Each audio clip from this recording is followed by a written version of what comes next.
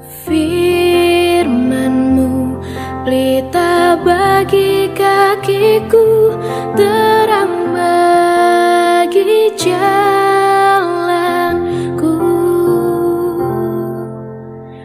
Firman-Mu pelita bagi kakiku, Haleluya. Amin. bagi Baik, kita akan kembali melanjutkan pelajaran kita mengenai bibliologi ya. Dan kita sudah sampai kepada lesson ke-9, lesson yang paling panjang dari semua yang kita sudah pelajari di bibliologi ya. Dan di dalam lesson ke-9 ini kita sudah melihat mengenai kitab-kitab yang sudah kita pelajari. Jadi saudara ingat ya, kita perjanjian lama itu dibagi ke dalam beberapa section ya. Kitab hukum ada 5, lalu kitab sejarah yang kita saat ini ada sekarang itu ada berjumlah 12. Lalu kitab puisi atau kitab tulisan-tulisan atau kitab kesusastraan itu ada sekitar 5 ya. Kemudian kitab nabi-nabi besar, lalu kitab nabi-nabi kecil. Nah itu urutan yang ada di dalam perjanjian lama. Ya, jadi belajar Alkitab seperti ini seperti kita duduk di stadion di bagian atas lalu kita melihat panorama mengenai apa yang Tuhan sudah wahyukan kepada kita di dalam firman-Nya yang kita sudah pegang dalam kanonisasi Protestan, yaitu mulai dari kitab Kejadian sampai Wahyu. Dan ini sangat baik sekali, saya terus terang secara pribadi terberkati karena dengan belajar seperti ini saya jadi makin mengerti gitu ya rencana Tuhan buat dunia ini. Lalu konsentrasi Tuhan terhadap bangsa Israel yang merupakan porsi terbesar di dalam perjanjian lama. Ya, mulai dari Kejadian 12 sampai Maliaki ya hanya berbicara mengenai bangsa Israel saja. Ya, nah hari ini kita sudah sampai kepada kitab Esra ya. Kitab Esra ini adalah kitab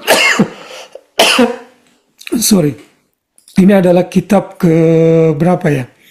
1, 2, 3, 4, 5, 6, 7. Kitab ke-15 di dalam Alkitab saudara dari kitab Kejadian ya. Lalu kitab sejarah yang ke-9.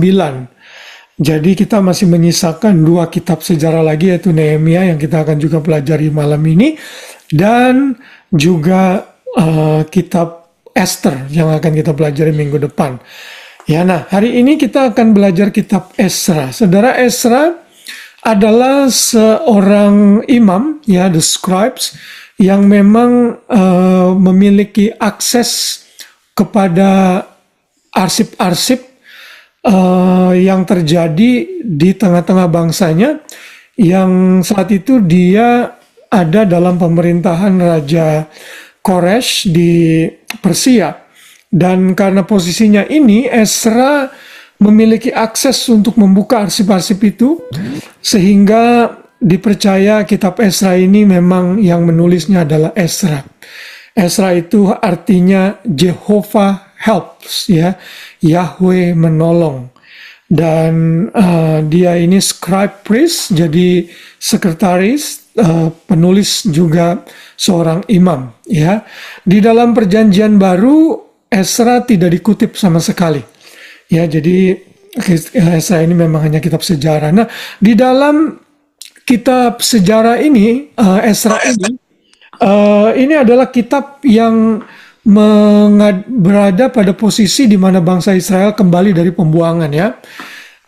Sedangkan kitab-kitab lain itu adalah Nehemia dan Esther. Jadi mereka ini 3 kitab khusus dibuat saat bangsa Israel berada dalam pembuangan lalu mau kembali menuju tanah perjanjian.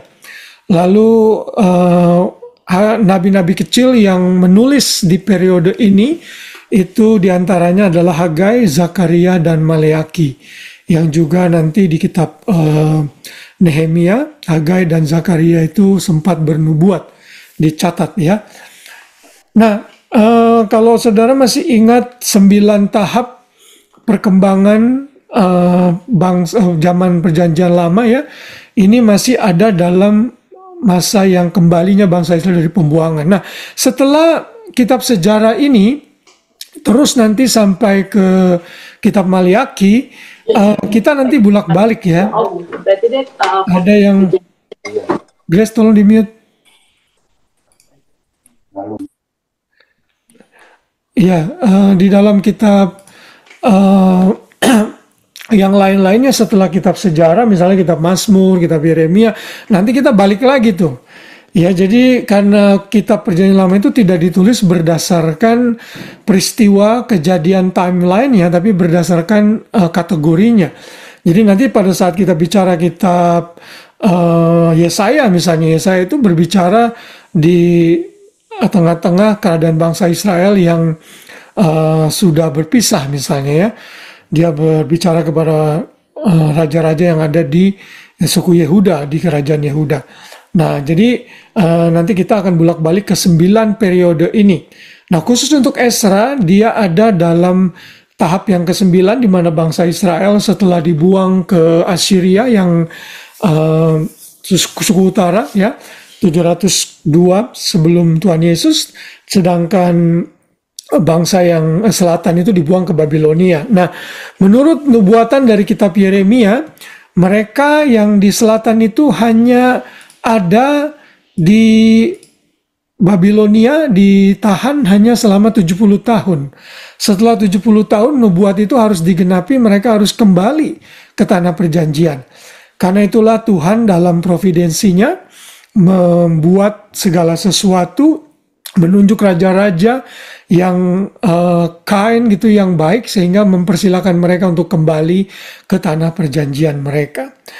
Nah, ini adalah peta di mana bangsa Israel dibuang ke dua bangsa yang besar ya, yang menurut Ulangan 28 bila mereka tidak taat, mereka akan dibuang ke negeri yang jauh di mana mereka tidak mengenal bahasanya.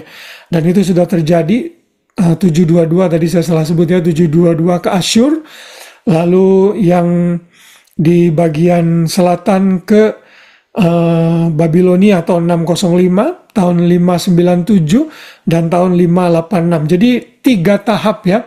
Mulai dari sekarang kita konsentrasi ke kerajaan Yehuda yang di bagian selatan yang dibuang ke Babilonia ya. Nah, mereka dibuang dalam 3 tahap yang kita sudah pelajari dalam kitab 2 Raja-Raja dan juga kitab 2 Tawarik. Nah, saat mereka kembali ke tanah perjanjian, masa return, mereka pun juga kembali dalam 3 tahap. Ya, jadi saudara perhatikan peta ini, ya, mereka kembali dalam pimpinan Zerubabel itu pada tahun 538 sebelum Tuhan Yesus. Lalu rombongan kedua itu kembali pada tahun 458 di bawah kepemimpinan Ezra. Lalu kelompok yang ketiga kembali di bawah pimpinan Nehemia. Ya, jadi saudara ingat saja ini ya, 538, 458, 444. Nah, terutama tahun 444 ini tahun yang sangat penting. Karena nanti kalau kita masuk ke kitab Daniel, Daniel pasal 9 itu bernubuat bahwa bangsa Israel ada 77 masa ya, 70 weeks prophecy, yang dimana bangsa Israel akan kembali perlahan-lahan ke tanah perjanjian mereka, dan dimulainya itu timelinenya saat Raja Persia itu memberikan dekret agar mereka kembali, yang dicatat adalah tahun 444 yang dicatat. Kenapa yang diambil ini? Nanti kita akan jelaskan, kita akan belajar di kitab Daniel ya. Jadi untuk saat ini kita akan fokus kepada kitab Ezra dulu ya. Pada tahap yang pertama hanya 50.000 orang yang kembali, sudah bisa baca itu nanti dalam Ezra 2 ayat 1 sampai 7. Kemudian tahap yang kedua dipimpin oleh Ezra, hanya 1.700 orang laki-laki yang balik. Lalu di bawah kepemimpinan Nehemia, sisanya kembali mereka mulai membangun tembok-tembok kota Yerusalem. Sedangkan Ezra itu membangun kembali bait suci yang sudah diruntuhkan. Ya, nah jadi kitab Ezra ini sebagian besar menjelaskan mengenai kembalinya bangsa Israel dalam tahap yang pertama dan yang kedua di bawah Zerubabel dan Yosua, ya, dan juga di bawah Ezra. Sekali lagi, Ezra itu artinya Yahweh help, Yahweh menolong. Lalu Ezra ini disebut juga sebagai second law giver for the people who return, ya. Jadi disebut seperti ini karena Yosua mereform berbagai macam hal yang orang Israel pada waktu itu tidak lakukan, dan dia mengembalikan apa yang Alkitab atau Taurat ajarkan. Karena itu disebut sebagai the lawgiver, the second lawgiver, ya. Sehingga bangsa Israel diingatkan lagi mengenai perjanjian yang Tuhan sudah buat bagi mereka. Ezra juga dianggap sebagai the second great exodus from captivity. Jadi sama seperti bangsa Israel keluar dari Mesir menuju tanah perjanjian, yang dimulai dengan malaikat maut membunuh para orang-orang, anak-anak sulung di Mesir. Sedangkan di dalam Ezra itu mereka berangkat bukan melalui malaikat maut, tapi melalui dekret yang dikeluarkan oleh Raja Koresh, Raja Persia pada saat itu, sehingga mereka bisa kembali ke tanah perjanjian. Ya, Musa dengan Yosua sebagai leader pada masa Exodus. Di masa ini ada Zerubabel dan Ezra. Jadi ini teolog ada yang memberikan kesamaan antara bangsa Israel pada saat mereka keluar dari Mesir dengan saat bangsa Israel kembali ke tanah perjanjian mereka. Ya, nah di dalam kitab Ibrani, kitab Ezra dan Nehemia itu satu buku, saudara, ya, satu kitab, tidak dibagi. Jadi setelah kitab modern inilah akhirnya mereka dibagi. Jadi sama seperti kitab Samuel, kitab Raja-Raja, dan kitab Tawarik, itu aslinya adalah satu buku, satu kitab. Sedangkan Ezra dan Nehemia pun sama seperti itu, ya. Nah, penulis dari kitab Ezra tentunya adalah Ezra sendiri yang tadi saya sudah jelaskan. Kenapa? Karena bukti-bukti internal sangat kuat sekali menyatakan Ezra yang menulisnya setelah ia tiba di Yerusalem kurang lebih tahun 458 sebelum Tuhan Yesus. Ya, ia mengubah penulisan dari orang ketiga menjadi orang pertama mulai dari pasal yang ke-7. Nah, saudara, dalam kitab Ezra ini ada porsi yang ditulis bukan dalam bahasa Hebrew atau Ibrani, tapi ditulis dalam bahasa Aram. Ya, itu Ezra 4 ayat 8 sampai 6. Lalu Ezra 8 ayat 4 sampai pasal 6 ayat 18, dan pasal 7 ayat 12 sampai 26. Ini mainly karena Ezra menulis surat kepada Raja Persia karena ada orang-orang yang berusaha menentang pembangunan bait suci, memberikan kesaksian jahat. Lalu Ezra menulis surat balik sehingga ditulis dalam bahasa Aram, ya itu. Nah, jadi Ezra ini adalah penulis dari kitab Ezra, ya. Ezra juga dalam tradisi Yahudi dianggap seorang yang memulai menemukan great synagogue atau sinagoga-sinagoga di Israel, karena mereka pada saat itu tidak ada bait suci, sehingga mereka membangun tempat-tempat ibadah yang disebut dengan sinagoge. Ya, disinilah kanon perjanjian lama itu diorganize perlahan-lahan sampai seperti yang mereka punya dalam versi Ibrani, lalu yang kita punya dalam versi Protestan. Ya, oke. Nah, itu penulisnya. Bagaimana kita bisa tahu penulisnya? Saya sudah sebut ini di dalam 2 Tawarik. Pada saat kita belajar 2 Tawarik, Ezra itu dalam Ezra pasal 7 ayat 6 sampai 7 itu seorang imam ahli kitab yang mahir dalam Taurat Musa. Jadi tidak diragukan lagi kemungkinan besar yang menulisnya adalah Ezra, ya, dalam Ezra 7 ayat 6 sampai 7, ya. Ahli kitab mahir dalam Taurat Musa yang diberikan Tuhan Allah Israel. Sekali lagi dia punya akses kepada arsip-arsip di kerajaan Persia, sehingga dia bisa memiliki providensi Tuhan untuk bisa menulis kitab ini. Sedangkan penerimanya itu masih sama dengan kitab 2 Tawarik, yaitu orang-orang Israel yang kembali dari pembuangan di Babilonia. Ya, sedangkan tanggal penulisannya itu adalah kurang lebih tahun 450 sebelum Masehi, ya, sebelum Nehemia membawa rombongan ketiga kembali dari pembuangan. Ini dipercaya oleh para teolog, para Bible expert, para Old Testament ahli-ahli Old Testament menyatakan kurang lebih tahun 450 sebelum Masehi.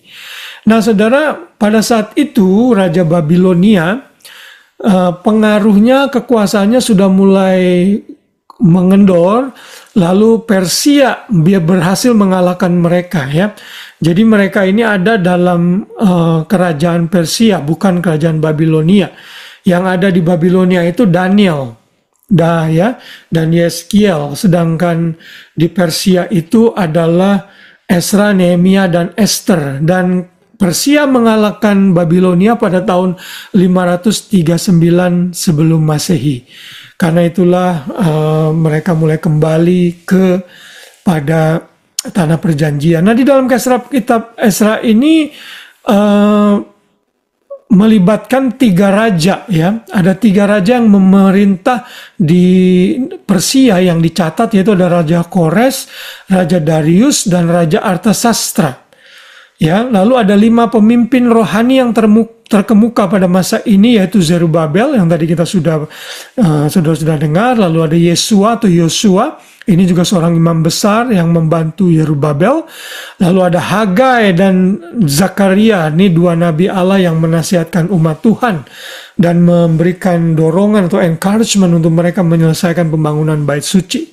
Ya, dan Ezra adalah tentunya dia sendiri yang memimpin rombongan kedua yang dipakai oleh Tuhan untuk memulihkan kerohanian dan moralitas bangsa Israel pada saat itu yang sudah mulai tidak komit dengan hukum-hukum Tuhan. Ya. Nah, itu mengenai tanggal penulisan. Lalu apa tujuan dari kitab Ezra ini ditulis? Hanya ada satu tujuan yang saya catat di sini, mengapa kitab Ezra ditulis, untuk memberikan semangat kepada orang Israel yang kembali dari pembuangan, bahwa Tuhan setia menggenapi apa yang Ia katakan, bahwa mereka akan kembali ke negeri mereka seperti yang dikatakan oleh Nabi Yeremia, ya.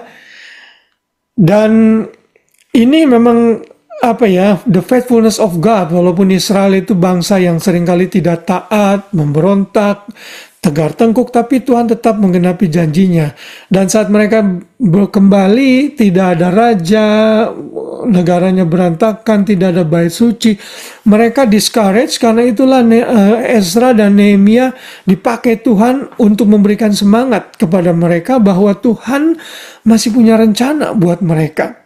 Ya, nah, kalau saudara membaca 2 Tawarik pasal 36 di ayat-ayat yang terakhir, di situ dinyatakan seperti Ezra pasal 1 ayat 1. Ya, di sana dikatakan pada tahun pertama zaman Koresh, raja negeri Persia, Tuhan menggerakkan hati Koresh, raja Persia itu, untuk menggenapkan firman yang diucapkan oleh Yeremia, sehingga disiarkan di seluruh kerajaan Koresh secara lisan dan tulisan pengumuman ini. Ya, nanti saudara baca sendiri di rumah apa yang dicatat dalam Ezra 1 ayat 2 dan seterusnya. Lalu sebenarnya apa yang dimaksudkan dengan yang diucapkan oleh Yeremia? Nanti saudara lihat di rumah Yeremia 25 ayat 11 sampai 12, di situ dinyatakan, maka seluruh negeri ini akan menjadi reruntuhan dan ketandusan, dan bangsa-bangsa ini akan menjadi hamba kerajaan Raja Babel 70 tahun lamanya. Kemudian sesudah genap 70 tahun itu, demikianlah firman Tuhan, maka aku akan melakukan pembalasan kepada Raja Babel dan kepada bangsa itu oleh karena kesalahan mereka, juga kepada negeri orang Kasdim dengan membuatnya menjadi tempat-tempat yang tandus untuk selama-lamanya. Jadi dari kitab Yeremia yang ditulis sebelum kitab Ezra, itu memang ada nubuatan bahwa mereka hanya ada di Babel selama 70 tahun. Kenapa hanya 70 tahun? Nah itu kita pelajari itu waktu belajar kitab Daniel ya. 70 tahun itu dipercaya karena bangsa Israel itu neglecting ya, mengabaikan sabat Tuhan. Kan hari sabat itu kan harus diperingati setiap 7 tahun, tahun ke-7 tanahnya nggak boleh nggak boleh diolah, nggak boleh dipakai, diistirahatkan. Lalu pada tahun 7 kali 7 dari tahun yang ke-50 itu tahun Jubeli ya, mereka merayakan Jubeli ya. Nah jadi di sini mereka dianggap ya, mungkin internet saya nggak benar kali ya, jadi Grace agak mati-mati suaranya. Nah iya tuh saya baru dapat notification internet saya unstable. Tapi bagus kalau saudara, please kalau ada sesuatu yang something wrong kasih tahu saya. Jadi tahun 70 tahun ini dianggap karena bangsa Israel melalaikan sabat itu, mereka disuruh istirahatkan tanahnya pada tahun ke-7, mereka tetap mengolah. Akhirnya Tuhan bilang, oke, tanahmu benar-benar harus istirahat, engkau ke Babilonia. Saat mereka ke Babilonia, tanahnya itu benar-benar nggak diolah. Jadi untuk menebus apa yang mereka lalaikan gitu ya. Nah itu anggapan banyak para ahli dan saya setuju dengan itu ya. Nah oke. Jadi itu penggenapan ya. Ezra itu menulis dalam kerangka koridor providensi Tuhan, di mana Tuhan menggenapi rencananya bagi bangsa Israel setelah mereka 70 tahun dibuang ke Babilonia. Nah itu kurang lebih latar belakang pendahuluan dari kitab Ezra. Lalu sekarang kita masuk kepada susunan yang ada dalam kitab Ezra. Saudara perhatikan bagan yang ada di layar saudara ya. Dalam pasal 1 sampai 2 itu banyak sekali nama-nama disebut karena Ezra melakukan sensus. Dalam pasal 1 ayat 2 dan perjalanan kembali ke tanah perjanjian. Sedangkan pasal 3 sampai 6 itu mereka mulai mendirikan tempel, dasar-dasarnya didirikan, ada halangan-halangan oposisi di sana untuk menghentikan pembangunan bait suci, tapi mereka tetap determined untuk melakukannya sehingga mereka bisa melakukannya sampai akhirnya complete. Itu pasal 3 sampai 6. Dan intinya dari pasal 1 sampai 6 itu mereka membangun bait suci yang sudah diruntuhkan. Nah, di antara pasal 6 dan 7 inilah peristiwa Esther yang nanti kita akan belajar minggu depan. Esther muncul di tengah-tengah kitab Ezra secara timeline di antara pasal 6 dan pasal 7. Kenapa? Karena di dalam pasal inilah disebut Raja Artaxerxes atau Xerxes atau Raja Artasastra, ya. Lalu pasal 7 dan 8 Ezra melakukan journey kembali, sensus kembali, dan ini tahap kedua di mana Ezra membawa kembali orang-orang dari pembuangan ke Yerusalem. Sedangkan pasal 9 sampai 10 Ezra melakukan reformasi kehidupan moral dan rohani orang-orang Israel. Ada revival, condition, confession, covenant, cleansing ya, yang Yosua harus lakukan.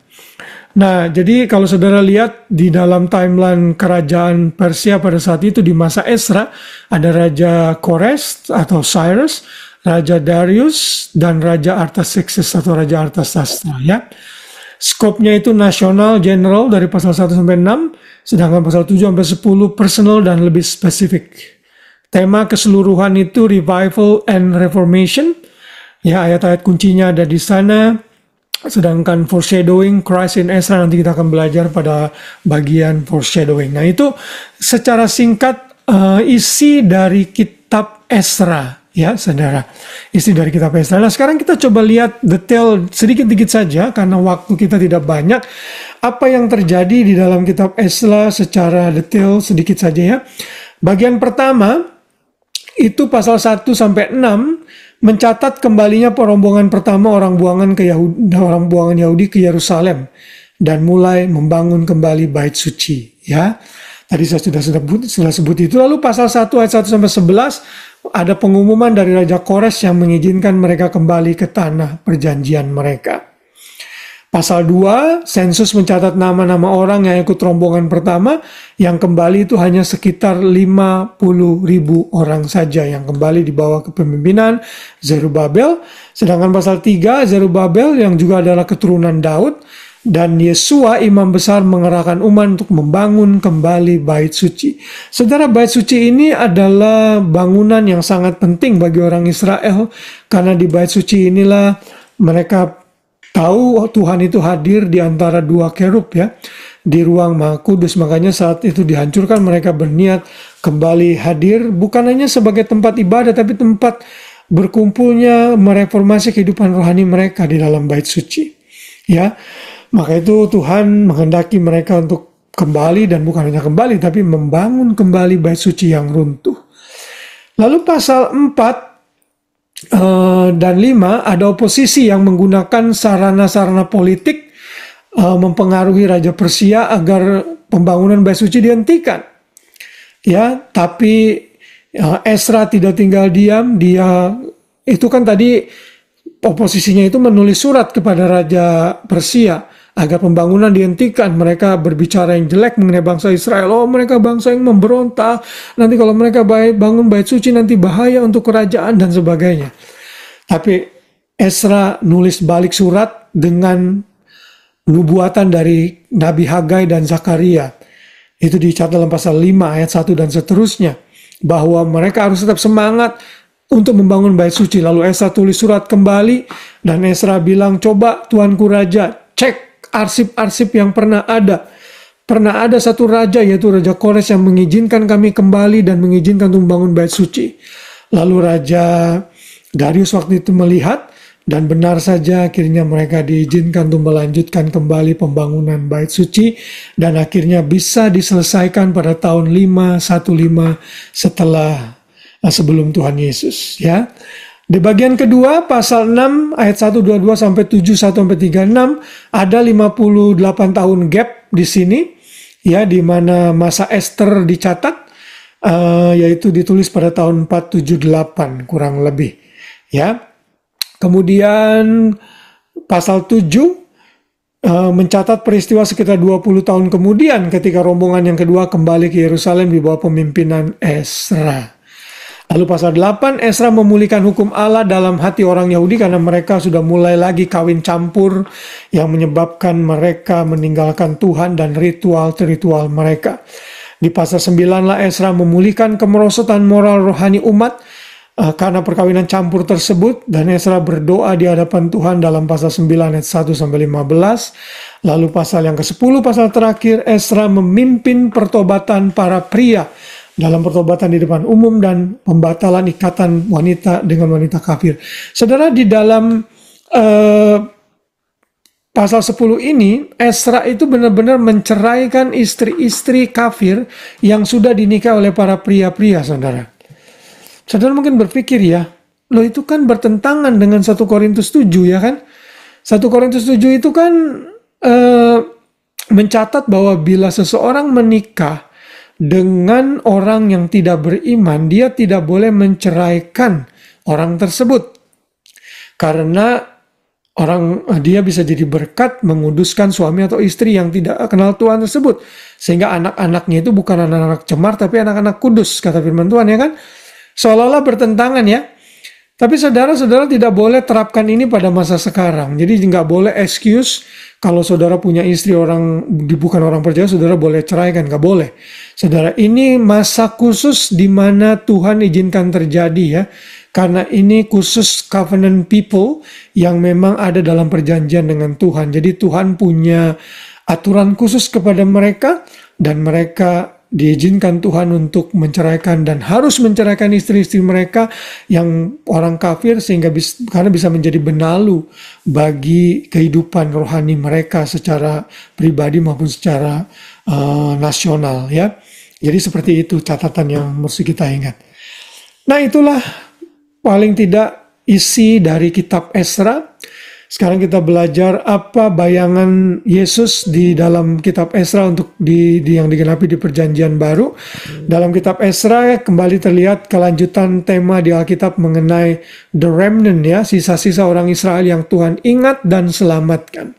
Saudara, dalam setiap penghukuman yang Tuhan berikan, Tuhan selalu mengingat ada orang-orang yang taat yang Tuhan selamatkan, dan orang-orang yang taat itu yang akan memulai kembali reformasi yang baru, terutama dalam hal rohani dengan Tuhan.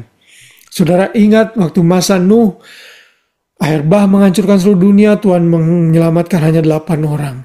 Pada saat Sodom dan Gomora mau dihancurkan, Tuhan menyelamatkan Lot. Pada saat masa Elia ada 7.000 orang-orang yang takut Tuhan yang Elia harus layani. Sampai di Perjanjian Baru pun demikian. Dan kita ini terhitung orang-orang sisa-sisa yang Tuhan selamatkan masuk ke dalam Israel rohani. Dan Tuhan tetap masih menunggu banyak orang untuk bertobat sampai saat ini, karena Tuhan masih punya rencana atas karya keselamatannya. Dan itulah gambaran yang ada di dalam Perjanjian Baru, di mana Yesus menggenapi di dalam menyelamatkan orang-orang yang Tuhan pilih untuk diselamatkan. Nah, lalu bagian terakhir, apa yang kita bisa pelajari dari kitab Esra? Ada 6 hal yang kita bisa pelajari. Yang pertama, Tuhan itu dalam kedaulatannya menggerakkan hati para pemimpin dan raja-raja. Saya sudah katakan berkali-kali bahwa raja, pemimpin, perdana menteri, presiden itu semua Tuhan yang pilih. Sekalipun mereka belum mengenal Tuhan, Tuhan punya rencana. Dan kadang Tuhan bisa pakai pemimpin yang jahat untuk menggenapi rencananya, sama seperti dia menggerakkan hati Koresh, Darius, dan Artasasta untuk menyelamatkan orang Israel. Ya, lalu pekerjaan Tuhan tidak pernah terjadi tanpa oposisi atau hambatan. Tuhan selalu izinkan orang-orang yang nyebelin, orang-orang yang menghambat pelayanan, menghambat kemajuan kerohanian. Karena itulah saudara harus aware akan hal ini. Kalau bisa avoid, lalu minta tolong Tuhan untuk menolong bila oposisi ada. Sama seperti Esra mengalami, ya, mengenai oposisi ini. Lalu yang ketiga, kita juga bisa belajar bahwa kemurahan hati untuk memberi pekerjaan Tuhan diperlukan agar pekerjaan terselesaikan. Waktu mereka mau kembali membangun bait suci, banyak orang menyumbang pada waktu itu agar pembangunan bait suci diselesaikan. Sama seperti waktu mereka mau membangun bait suci yang pertama, juga waktu mereka keluar dari Mesir, mereka juga membantu pekerjaan Tuhan di sana, ya, untuk Musa. Nah, demikian juga kita saat ini, kalau gereja membutuhkan bantuan untuk sesuatu, terutama di gereja Immanuel yang berencana membeli gedung sendiri suatu hari kelak, kita terus masih mengumpulkan dana, dan setiap bantuan itu Tuhan perhitungkan untuk pekerjaan Tuhan di gereja di mana Tuhan tempatkan kita. Yang keempat, hidup satu orang yang taat kepada firman akan mempengaruhi banyak orang. Dalam hal ini Esra, Zerubabel, dan banyak orang-orang yang taat akan mempengaruhi hidup orang lain. Kalau saudara suami atau istri, ya, kepala rumah tangga, ibu rumah tangga, saudara punya anak-anak yang saudara perlu pengaruhi agar mereka takut akan Tuhan. Saudara punya suami yang mungkin tidak taat, saudara jadi agent of change bagi dia. Demikian juga sebaliknya. Kalau saudara seorang suami, saudara jadi berkat untuk istri saudara. Ketaatan satu orang akan sangat berpengaruh sekali bagi komunitas kita. Dan jangan kompromi, orang lain hidup tidak benar, saudara tetap harus hidup benar di hadapan Tuhan. Yang kelima, kita belajar dari kitab Esra. Setelah 70 tahun di pembuangan, orang Yahudi tetap saja tidak belajar dari kesalahan mereka. Mereka tetap saja tidak taat, tegar tengkuk, dan membangkang kepada Tuhan. Janganlah kita meniru teladan mereka untuk hal ini, ya. Dan yang terakhir, dosa sangat merusak dan memimpin kepada konsekuensi yang menyakitkan. Karena itulah, belajar Alkitab seperti ini, kita bisa mengambil pelajaran agar tidak mengikuti jejak bangsa Israel yang selalu mengecewakan Tuhan. Nah, saudara, inilah isi dari kitab Esra yang saya kompres dalam kurang lebih setengah jam. dari mulai penulisannya, latar belakangnya, sampai aplikasi yang kita bisa ambil. Sampai saat ini, sampai di sini, apakah ada komentar atau hal-hal yang mau disampaikan?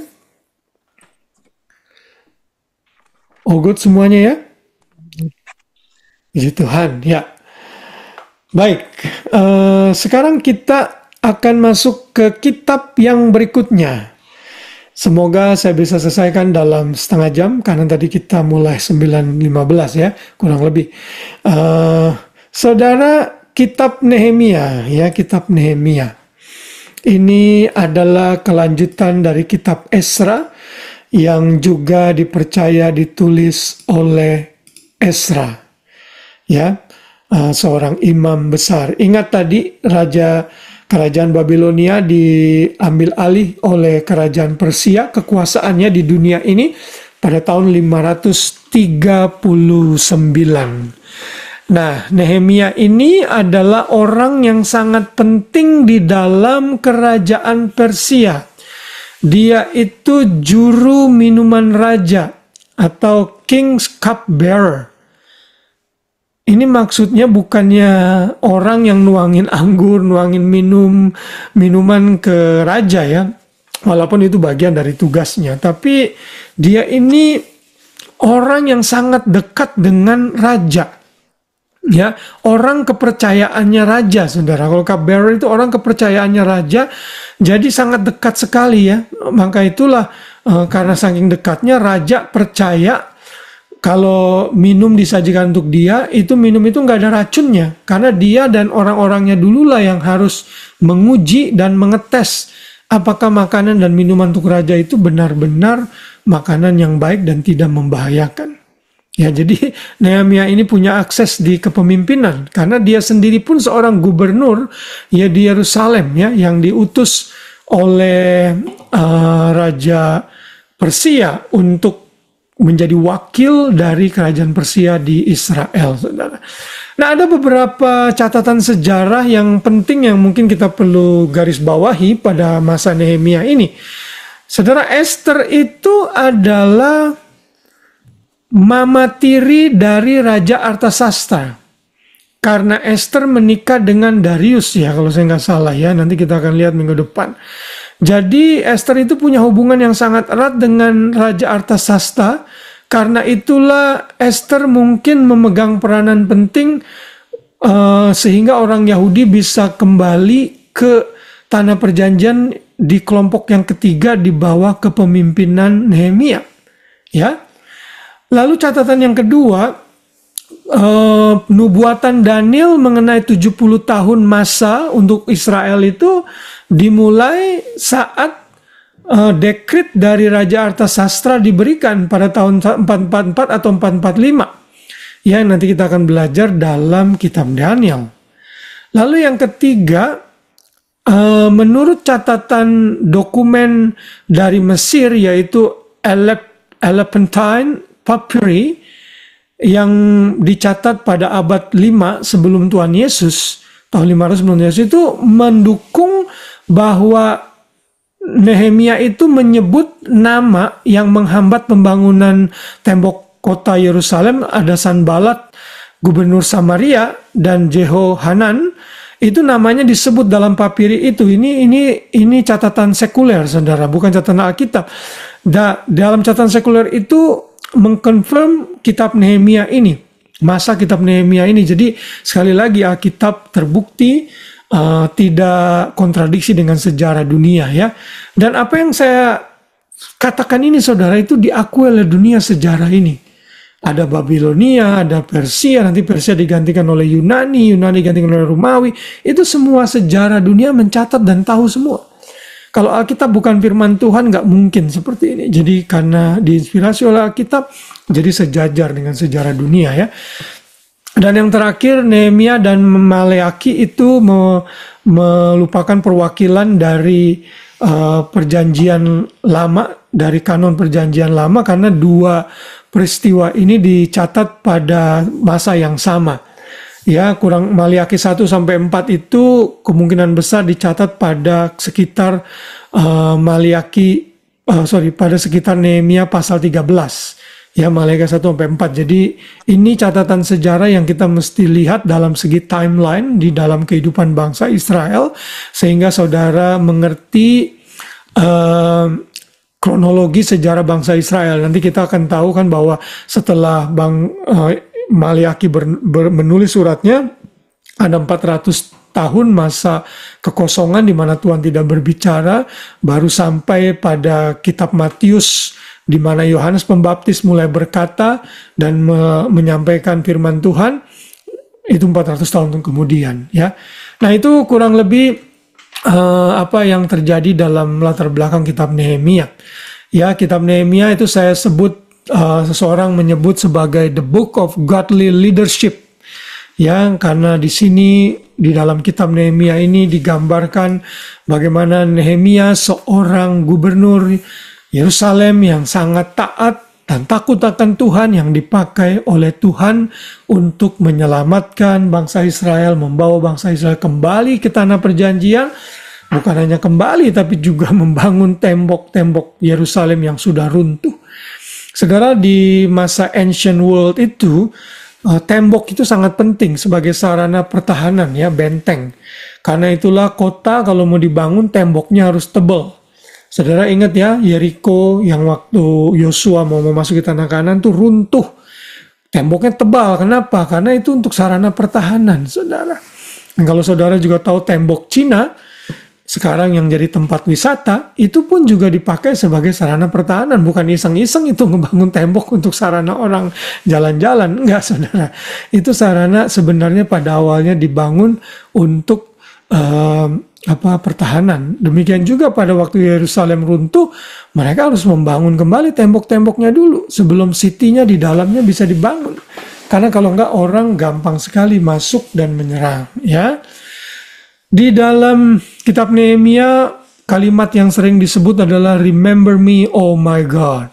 Itu doa dari Nabi Nehemia kepada Tuhan agar mengingat bangsanya, mengingat dirinya yang intercede, berdoa syafaat buat bangsanya. Oke. Nehemia melayani Raja Artasastra kurang lebih pada tahun 464 sampai 424 sebelum Masehi. Ya, lahir di Persia. Ini Nehemia. Jadi kalau saudara kembali lagi ke 9 taap perjanjian lama, ini masih tetap ada di dalam masa yang ke-9, kembalinya bangsa Israel dari pembuangan. Saudara, di perjanjian baru, Nehemia, kitab Nehemia tidak ada satu ayat pun yang dikutip, ya. Tetapi sekali lagi, kitab Nehemia dan Ezra ini menurut Septuaginta, dan menurut kitab Ibrani itu satu buku, lalu Septuaginta, ya, versi bahasa Yunani dari kitab Ibrani, dan Latin Vulgate itu membaginya menjadi 2 bagian yang diikuti oleh Protestant Bible yang kita miliki saat ini. Jadi originally Ezra dan Nehemia itu satu buku atau satu kitab, ya. Oke. Kemudian penulis, ya, saya tidak perlu mengulang lagi, sama Ezra. Tapi ada juga ya beberapa teolog yang berpendapat yang menulis itu Nehemia, karena Nehemia dalam pasal pertama ayat pertama itu sempat disebut, ya. Nehemia 1 ayat ke-1, ya. Coba Tante Meme tolong bacakan. Nehemia 1 ayat 1. Riwayat Nehemia bin Hakhalia pada bulan Kislew tahun ke-20 ketika aku ada di Puri Susan. Ya, thank you. Nah, karena ada ayat ini, ada teolog yang berpendapat ini mungkin ditulis oleh Nehemia, tapi menurut saya ini tidak menggambarkan Nehemia penulisnya. Kalau orang lain pun bisa menulis seperti ini, riwayat Nehemia bin Hakhalia, bisa juga kan? Jadi misalnya Pak Ade menulis tentang saya, Pak Ade bisa menulis riwayat Dede Daniel anak siapa gitu ya, pada bulan sekian kan bisa aja ya. Jadi saya tetap cenderung memegang yang berpendapat bahwa yang menulis kitab Nehemia adalah Ezra, ya, karena ini satu kesatuan Dan banyak gaya bahasa yang dipakai itu mirip sekali dengan gaya bahasa yang ada di dalam kitab Ezra. Jadi kita bisa safely say that the author of the book of Nehemiah is Ezra as well, ya. Oke. Penerima tetap masih sama seperti Ezra dan dua Tawarik, orang Israel yang kembali keluar dari pembuangan. Kapan ditulis? Ditulis sekitar tahun 430 Masehi, dipercaya pada saat Nehemia menjalani second term as a governor. Jadi saat dia menjalani periode kedua dalam kepemimpinannya sebagai gubernur di Yerusalem. Itu sekitar tahun 430 sebelum Masehi. Apa tujuan dari kitab Nehemia? Yang pertama, untuk mengingatkan umat yang kembali bahwa Tuhan itu setia dalam memulihkan kembali Yerusalem. Nah, ini mirip ya dengan Ezra ya. Lalu yang kedua, untuk menyatakan pekerjaan Tuhan melalui pemimpin yang takut akan Tuhan. To reveal the work of God through a godly leader. Ya, jadi pemimpin sekuler sebenarnya, tapi karena takut akan Tuhan, Tuhan bisa pakai, saudara ya. Kita terus berdoa agar suatu hari kelak Tuhan memberikan pemimpin yang sungguh-sungguh takut akan Tuhan, baik di Indonesia maupun di Australia ya. Lalu yang ketiga, untuk memulihkan ketaatan mereka terhadap firman Tuhan karena mereka sudah mulai menjauhkan diri dari hukum-hukum Tuhan, ritual-ritual yang Tuhan perintahkan kepada mereka, mereka sudah mulai abaikan. Karena itulah mereka perlu kembali kepada Tuhan. Nah, itu 3 purposes of the writing of the book of Nehemiah. Lalu sekarang kembali kepada susunan atau arrangement dari kitab Nehemia. Saudara, bagan seperti ini sangat baik sekali untuk saudara bisa mengerti ya. Saudara bisa akses ini online dengan gratis ya. Dari Charles Swindoll, Insightful Living. Saudara-saudara, ini ditulis pada tahun 79 saudara ya. Mulai ditulis dan ini sangat baik sekali ini timeline ini ya. Kalau saudara lihat dari pasal 1 ayat 1 sampai 2 ayat 10 itu menceritakan mengenai Nehemia dan doa-doa yang ia panjatkan. Ya. Sorry. Nehemia mencatat dalam doanya, seringkali dalam bahasa Inggris dia sebut may I, you may. Jadi dengan kerendahan hati dia berdoa, Tuhan bolehkah saya meminta ini dan itu. Ya, lalu pasal kedua sampai pasal 6 ayat 19 itu mereka mulai membangun tembok-tembok kota Yerusalem dan mereka membangunnya hanya dalam 52 hari saudara ya, tangan Tuhan menolong mereka. Nah, di masa ini lokasinya ada di Susa, Persia. Lalu fokusnya kepada leadership of men ya. Sedangkan mulai pasal 7 ayat 5 sampai pasal 13 di situ ditemukanlah kitab-kitab suci, hukum Taurat. Lalu Ezra membacakan dan menjelaskan mengenai kitab suci ini. Nah, saudara ya, inilah konsep yang disebut expository Bible. Expository preaching itu penting, saudara. Ya, karena kita yang berada di gereja-gereja karismatik khususnya, kita itu lebih sering ke khotbah yang sifatnya topikal. Boleh khotbah topikal mengambil topik, tapi harus topikal yang expository, saudara. Expository preaching itu artinya menjelaskan apa yang ada di dalam teks. Nah, itu yang saya selama ini lakukan karena setelah saya belajar, oh ternyata saya selama ini salah gitu. Karena itu kita tidak boleh kalau khotbah hanya sekedar ngambil-ambil ayat tanpa mengerti konteksnya. Dan ini dimulai pada masa Nehemia di mana Ezra itu melakukan expository preaching, saudara. Dia menjelaskan mengenai kitab Taurat, bukan hanya dibacakan satu-satu, tapi dijelaskan agar mereka mengerti. Kemudian hidup mereka mulai berubah, lalu mereka sempat lagi juga berdosa lagi, lalu mereka dipulihkan lagi dan dibersihkan lagi ya. Ini masa di mana governor of the people, ya, dari cupbearer of the king menjadi builder of the wall and governor of the people. Itu pasal 7 sampai 13 di mana Ezra kembali berdoa lagi di sini ya. Ezra itu a man of prayer. Dia berdoa dengan sangat sungguh-sungguh untuk bangsanya, saudara. Ya. Lalu subjek dari pasal ke-1 sampai ke-6 itu the king burden project. Lalu pasal 7 sampai 13 scripture reforms. Ada kesulitan-kesulitan yang terjadi di hadapan raja. Ada musuh-musuh yang berusaha kembali mengganggu pembangunan tembok kota, seperti juga ada musuh yang mengganggu pembangunan bait suci. Mereka kembalikan kepada tradisi. Kemudian mereka mulai kompromis lagi dengan ketidakbenaran, harus dipulihkan lagi. Lalu ada kemenangan-kemenangan yang dicatat di dalam kitab Nehemia ya. Ada pelepasan oleh raja untuk mereka bisa kembali. Ada tembok kota yang udah mulai terbangun, ketaatan mulai dibangun, lalu ada perubahan hidup yang terjadi. Tema besar dalam kitab Nehemia adalah Nehemia's trust in the covenant keeping God. Dia percaya kepada Tuhan yang menggenapi perjanjiannya kepada umatnya. Oke. Nah, ada beberapa ahli yang menyimpulkan kitab Nehemia seperti ini. Yang pertama, pasal 1 sampai 7 itu pembangunan tembok kota Yerusalem. 8 sampai 13 pemulihan dan reformasi penduduk Yerusalem. 2 bagian saja ya untuk simpelnya. Lalu pasal 1 sampai 6 ada juga menyimpulkan itu pembangunan tembok kota. Pasal 7 pemenuhan penduduk Yerusalem ya.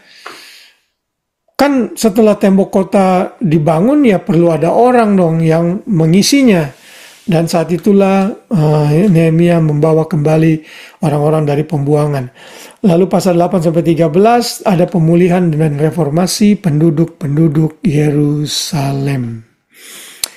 Oke. Nah, ini kurang lebih brief summary lagi ya. Mengenai isi dari kitab Nehemia. Saya sarankan saudara sebelum kita Bible study, saudara bisa baca kitab ini dalam 1 minggu ya. Kayak minggu depan kita belajar kitab Esther, saudara coba baca kitab Esther. Sehingga saudara bisa lebih menangkap dan relate dengan apa yang saya katakan gitu ya. Di kitab Nehemia itu bagian pertama, peranan Nehemia sebagai gubernur dan pemimpin dalam membangun kembali Yerusalem. Nah, dalam bagian pertama ini, pasal 1 ayat 1 sampai 11 itu Nehemia berdoa agar dia boleh pulang dan membawa bangsanya kembali serta diizinkan membangun kota Yerusalem. Ya, sementara dia sambil melayani, dia juga sambil berdoa, sambil melayani pekerjaannya, dia sambil melayani Tuhan. Ya, karena ia mendengar keadaan Yerusalem itu sangat menyedihkan, sehingga dia minta pertolongan Tuhan. Itu pasal 1. Pasal 2, Tuhan menggerakkan Raja Artasasta untuk mengangkat Nehemia menjadi gubernur Yerusalem, dan ia akhirnya tiba di sana. Pasal 3 sampai 7, kepemimpinan Nehemia yang tegas, bijaksana, tabah dalam menggerakkan penduduk Yerusalem untuk membangun kembali tembok kota dalam 52 hari sekalipun terjadi perlawanan yang berat dalam mereka membangun tembok ini. Nanti saudara membaca ada tokoh yang bernama Sanballat, Tobia, ada orang-orang Arab, orang-orang Amon. Ini musuh-musuh bebuyutan Israel, saudara, yang pada saat itu mereka settle di sana sebagai orang-orang Samaria yang tidak sempat dibuang ke Assyria, tapi akhirnya kawin campur dengan orang Assyria, orang Asyur, sehingga mereka meninggalkan tradisi-tradisi Yahudi. Nah, inilah yang menjadi cikal bakal munculnya orang Samaria ya. Ingat nanti di kitab Injil saudara ketemu dengan orang Samaria yang bermusuhan dengan orang Yahudi, saudara. Ya, dimulai dari masa-masa ini munculnya ya. Oke, lalu pasal yang ke-8 sampai 10 dan 11 sampai 13 ini ada dalam bagian yang kedua, yaitu pemulihan dan reformasi penduduk Yerusalem. Pasal 8 sampai 10 pemulihan rohani penduduk Yerusalem di bawah kepemimpinan Imam Ezra. Pasal 11 13 ada beberapa persoalan nasional yang ditangani Nehemia. Di situ ada kembali pembacaan hukum Taurat, lalu mereka bertobat, membuat komitmen baru kepada Tuhan, sehingga ada pembaruan yang dilaksanakan oleh Nehemia sebagai bakti pada masa kedua dia sebagai gubernur di Yerusalem. Ya, nah itulah isi dari kitab Nehemia. Ya, kurang lebih saya berharap informasi ini bisa saudara ingat di dalam pikiran saudara. Kalau saudara lupa, nanti saudara bisa lihat lagi rekamannya, dan juga saudara bisa akses online. Banyak para orang-orang website-website yang sudah banyak memberikan summary mengenai kitab Nehemia, tapi paling tidak ini diberikan dalam bentuk bahasa Indonesia, karena mungkin jarang ya ada orang yang memberikan intisari dalam bahasa Indonesia. Kalau dalam bahasa Inggris itu banyak, saudara ya. Lalu sekarang kita lihat apa bayangan mengenai nubuatan yang digenapi di perjanjian baru dalam kitab Nehemia yang berhubungan dengan Yesus. Nehemia adalah seorang pendoa yang berdoa sungguh-sungguh untuk bangsanya. Semangatnya dalam berdoa syafaat, ini gambaran dari Yesus sebagai pendoa syafaat bagi kita semua. Saudara ingat ya, Yohanes 17, Yesus itu berdoa syafaat untuk murid-muridnya satu malam sebelum ia disalibkan. Dan dia berdoa untuk muridnya dan juga untuk umatnya. Saudara bisa membaca dalam 1 Yohanes 2 ayat 1 ya. Yesus itu pendoa syafaat bagi kita yang disebut sebagai pengantara. Nah, di dalam 1 Yohanes 2 ayat 1 dikatakan, "Anak-anakku, hal-hal ini kutuliskan kepadamu supaya kamu jangan berbuat dosa. Namun jika seorang berbuat dosa, kita mempunyai seorang pengantara pada Bapa, yaitu Yesus Kristus yang adil." Nanti kita bisa baca juga dalam kitab Ibrani, Yesus itu imam besar yang menjadi mediator pengantara antara kita dengan Bapa di surga. Jadi Yesus menggenapi intercessor sebagai pendoa syafaat yang Nehemia lakukan dalam kitab Nehemia. Oke, sekarang ini yang saudara dan saya perlu bawa pulang sebagai aplikasi dari setiap pelajaran yang kita belajar selama ini. Yang pertama, dari kitab Nehemia kita belajar kita perlu berdoa dalam setiap keadaan dalam hidup kita. Saudara, sudah banyak bukti yang menunjukkan bahwa Tuhan itu menjawab doa kita. Ya, saudara perlu berdoa. Waktu Grace kami mau ke Indonesia merayakan ulang tahun pernikahan papa mamanya Grace. Grace masalah sakit sekali, tapi Tuhan tolong, Tuhan menjawab doa saudara. Saya tidak tahu pergumulan saudara apa. Mari saudara tetap setia dalam berdoa. Di gereja kita ada doa malam setiap Rabu. Hari Rabu jam 8 malam kita berdoa untuk hal yang lain selain berdoa untuk kebutuhan diri kita sendiri ya. Seperti Nehemia yang juga berdoa syafaat untuk bangsanya. Yang kedua, berdoa tapi juga harus berusaha. Makanya ada peribahasa yang mengatakan apa? Ora et labora. Jadi jangan cuma berdoa doang, nggak doing apa-apa. Nggak ada gunanya, saudara. Berdoa nih, Tuhan berikan saya pekerjaan agar saya bekerja, Tuhan. Berdoa semalam suntuk, tapi saudara nggak pernah ngelamar pekerjaan. Saudara nggak pernah mengupgrade diri misalnya. Bagaimana bisa, saudara ya?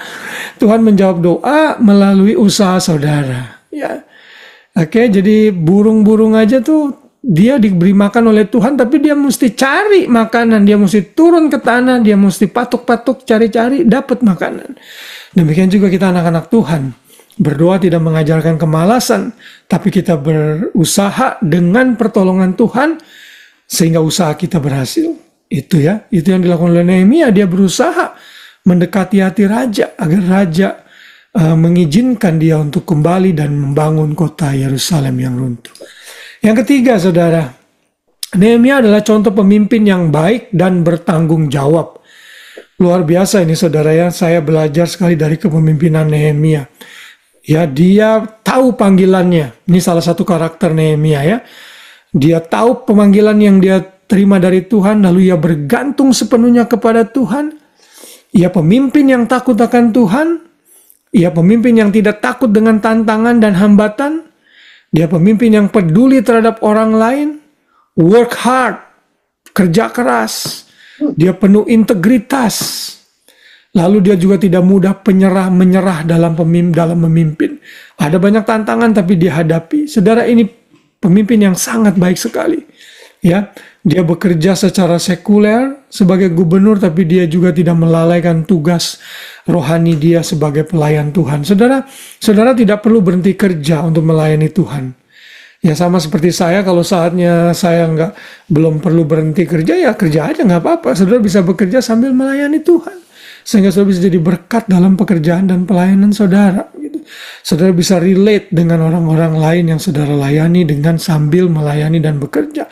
Yesus juga carpenter, Paulus juga seorang pembuat tenda. Lalu Nabi Amos itu pengusaha, saudara. Dia tuh petani yang sukses, saudara. Ya, dia juga nabi, jadi nggak apa-apa. Tapi kalau memang demand pelayanan itu makin busy, ya saudara perlu full time, ya full time nggak apa-apa. Ya, tergantung dari panggilan. Tapi jadilah pemimpin yang bertanggung jawab ya, dan baik. Yang keempat, mari kita memiliki beban untuk orang-orang di sekeliling kita, sama seperti Nehemia yang memiliki beban untuk bangsanya. Ya, saudara dipilih Tuhan untuk menjadi agent of change di komunitas saudara. Jangan jadi batu sandungan, tapi jadilah berkat di tengah-tengah keluargamu. Terutama saudara-saudara yang laki-laki ya, yang suami-suami, please, saudara sadari, saudara itu imam. Jadi contoh buat istri dan anak-anakmu. Jangan engkau malah lebih malas dari istrimu misalnya ya. Nah, lebih nggak sungguh-sungguh dibanding istri anak-anakmu, saudara nggak boleh sebenarnya. Suami itu harus lebih rohani dibanding istrinya dan anak-anaknya, harus lebih dewasa dibanding istri dan anak-anaknya.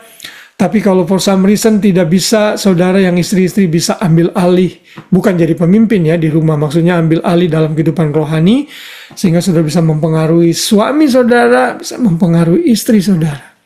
Karena itu saya senang sekali kalau suami istri bisa ikut belajar Alkitab seperti ini ya kan.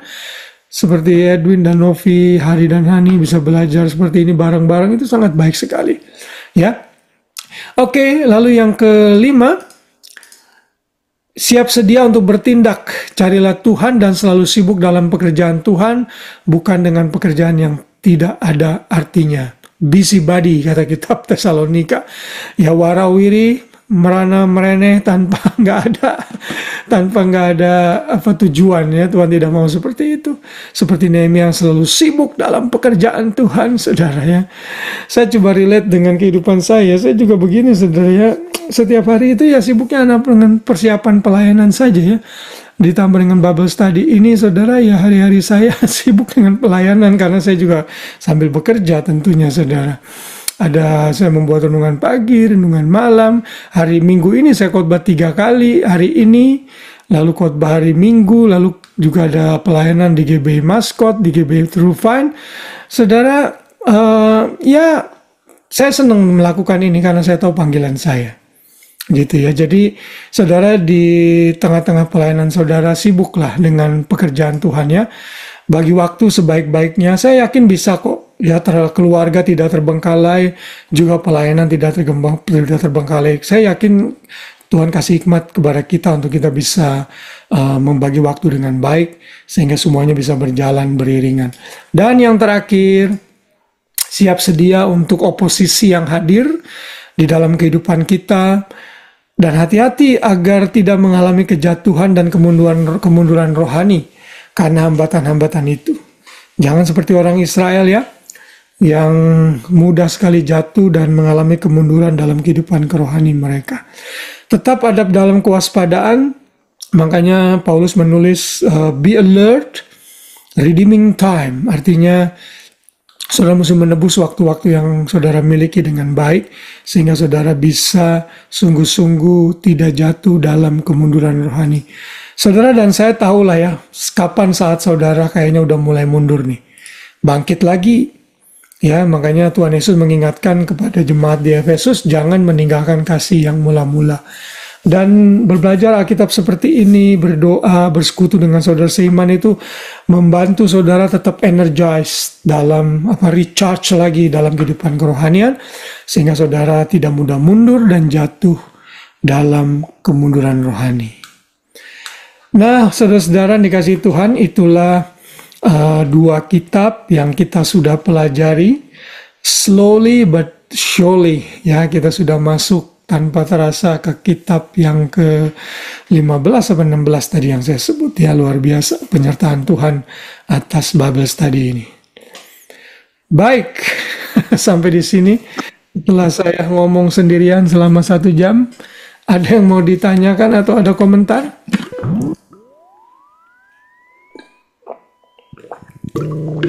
Tidak ada? Oke, Iren, kira-kira pelajaran rohani apa yang bisa diambil dari kitab Ezra, Ren? Dari kitab Ezra apa Nehemia kok? Ya, salah satu dah, nggak apa-apa. Berharaplah selalu, berdoa selalu kan Nehemia tadi. Iya, iya. Betul, betul. Good. Iya. Hari ingat nggak raja siapa yang mengizinkan bangsa Israel kembali pertama kali ke Israel? Raja siapa? Kores, iya, Raja Kores, betul. Lalu Pak Ade masih ingat nggak kira-kira tahun berapa bangsa Israel mulai kembali ke tanah perjanjian? 538 nggak? Iya, betul, 538.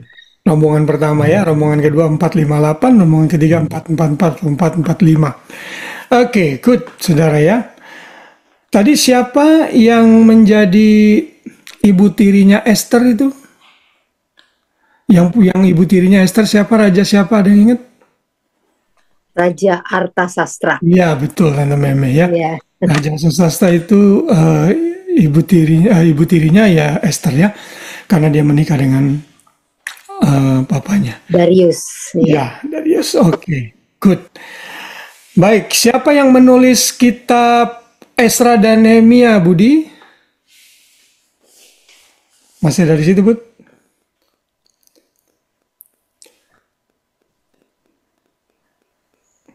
Siapa yang bisa jawab? Grace bisa jawab?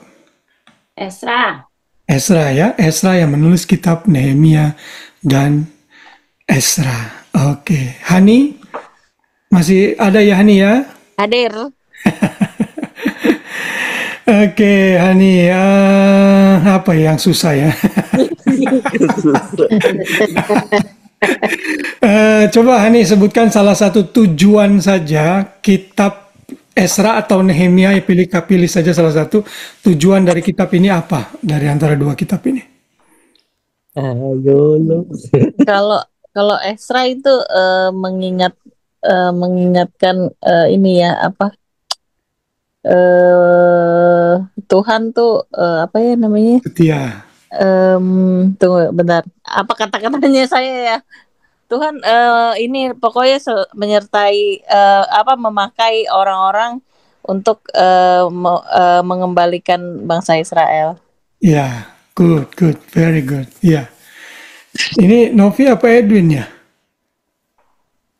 Novi ya? Iya, Novi. Kira-kira Novi ingat nggak apa yang penerima dari audiens dari kitab Nehemia dan Ezra? Yang bangsa Israel yang kembali dari pembuangan. Yes, good, betul. Orang-orang Israel yang kembali dari pembuangan. Nah, jadi seperti itu ya, saudara. Saya berharap minggu depan, saudara selama 1 minggu tolong baca kitab Esther ya. Kitab Esther itu kitab yang tidak terlalu panjang karena itu cerita, jadi enak bacanya. Nggak terlalu complicated, jadi saudara tolong baca kitab Esther, cuma ada 10 pasal. Saya nggak tahu apakah kita bisa mulai masuk kitab Ayub ya, karena Ayub itu kitab yang panjang sekali saudara ya. Ayub itu berisi 46 pasal kalau saya nggak salah ya, 42 pasal. Kita akan cobalah, karena isi kitab Ayub itu sebenarnya tidak terlalu banyak informasi ya, dia hanya percakapan gitu dengan Tuhan, teman-temannya, dengan Ayub, lalu peristiwa ayat pasal 1 dan 2 itu yang penting, sama pasal-pasal terakhir ya. Kemungkinan kita bisa selesaikan kitab Esther. Nah, kitab Esther itu adalah kitab terakhir dari kitab sejarah ya. Ingat ya, kitab sejarah itu ada 12. Mulai dari Yosua, Hakim-Hakim, Ruth, 1-2 Samuel, 1-2 Raja-Raja, 1-2 Tawarik, Esra, Nehemia, Esther. Nah, setelah Esther masuk kitab puisi, Ayub masuk dalam kategori itu. Ayub, Mazmur, Amsal, Pengkhotbah, Kidung Agung. Dari situ nanti masuk kitab nabi-nabi besar. Yesaya, Yeremia, Ratapan, Yeskiel, Daniel. Lalu kitab nabi-nabi kecil ya. Hosea, Yoel, Amos, Obadja, Yunus, Mikah, Nahum, Habakuk, Zekaria, Hagai, Zefanya, Hagai, Zakaria, Maliaki. Nah, itu 66 kitab yang akan kita pelajari di Perjanjian Lama. Still long way to go, but at least we are getting there. We are about maybe 15%, 20% of all the books karena penyertaan Tuhan. Oke, mari kita sama-sama foto dulu untuk absen saya. Kalau tidak keberatan saya bisa nyalakan kameranya. Saya berharap sudah tersemangat ya untuk belajar firman ya.